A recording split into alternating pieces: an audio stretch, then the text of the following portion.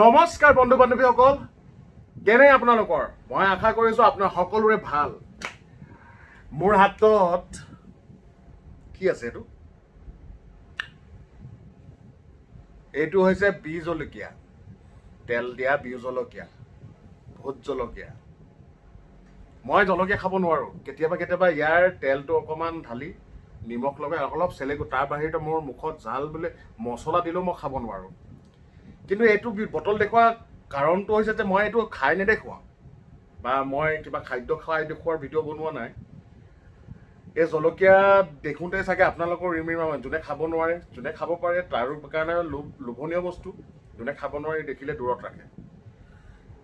কিন্তু আচল কথাটো হৈ গ'ল, এই বি জলকীয়া ভোট জলকীয়া নাম ল'লে আমি ৰাম ৰাম কৰোঁ। বহুতে লোভ কৰে, খাবলৈ ভাল পায়। খোৱাটোতো বাদেই, কেতিয়াবা গাত ঘঁহাৰ কথাটো ভাবিছেনে? কেতিয়াবা চকুত ঘঁহাৰ কথাটো ভাবিছেনে? কাণে মুখে ঘঁহাৰ কথা ভাবিছে জানো? কথাষাৰ শুনিয়ে কিবা জ্বলা জ্বলা ভাৱ লগা নাই জানো? কিন্তু এই অসমত প্ৰতিভাৰ অন্ত নাই। এনে এজন ব্যক্তি আমি বিচাৰি পালোঁ, যিজন ব্যক্তিয়ে বি জলকীয়া খোৱা বাদেই, ভোট জলকীয়া খোৱা বাদেই চকুত গাত সানিব পাৰে। তেনেহ'লে বলক ভিডিঅ'টো আৰম্ভ কৰোঁ। লৈ যাওঁ তিনিচুকীয়াৰ তৰাণী গাঁৱলৈ। এই তৰাণী গাঁৱত এজন ভলং বুলি ব্যক্তি এজন আছে। তেওঁ এই কাৰনামাটো কৰি দেখুৱাব পাৰে। এই প্ৰতিভাৰ তেওঁ গৰাকী। তেনেহ'লে ভিডিঅ'টো আৰম্ভ কৰোঁ। ভিডিঅ'টো আৰম্ভ কৰাৰ আগতে পুনৰ ৰিকুৱেষ্ট কৰিছোঁ, মোৰ চেনেলটো আপোনালোকে আঁকোৱালি লওক, ছাপোৰ্ট কৰক, লাইক শ্বেয়াৰ কৰক প্লিজ। যিসকলে চাব অন্তলৈকে তেওঁলোকে ছাবস্ক্ৰাইব কৰি দিব নিশ্চয়, আশা কৰিছোঁ। তেনেহ'লে ভিডিঅ'টো আৰম্ভ কৰোঁ।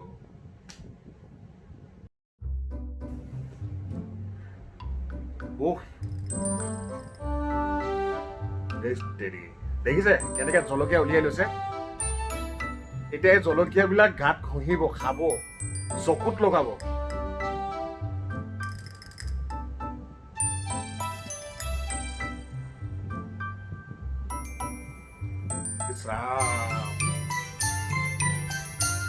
মোৰ দেখোঁতেই কিবা লাগিছে একদম। আপোনালোক কিবা ৰিয়েক্ট কৰে নাজানো। মোৰতো কিন্তু মই জ্বলা খাব নোৱাৰোঁ। মই কৈছোঁ অকল জোল অলপ লওঁ, তেল জলকীয়া আচাৰৰ জোলটো লৈ তাত নিমখ দি অকণমান খাম। মইতো বাপৰে বাপ।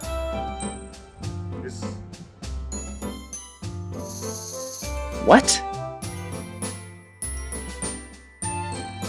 Oh my god.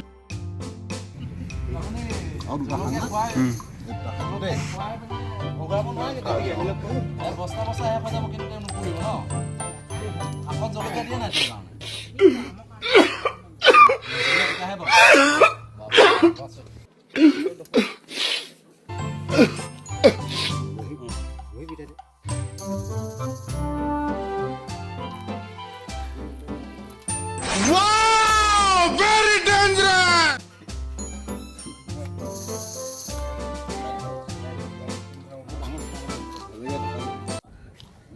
এইজন হৈছে তৰাণী গাঁও, তিনিচুকীয়া তৰাণী গাঁও ভলং নামৰ এইজন ব্যক্তিয়ে এই প্ৰতিভাৰ গৰাকী।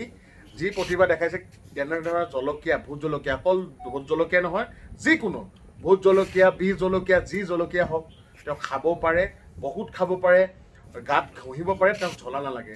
আচৰিত শুনিব কথা যে তেওঁ এই জলকীয়াৰ মানুহে খালে ভাল লাগে, তেওঁ তিতাহে লাগে।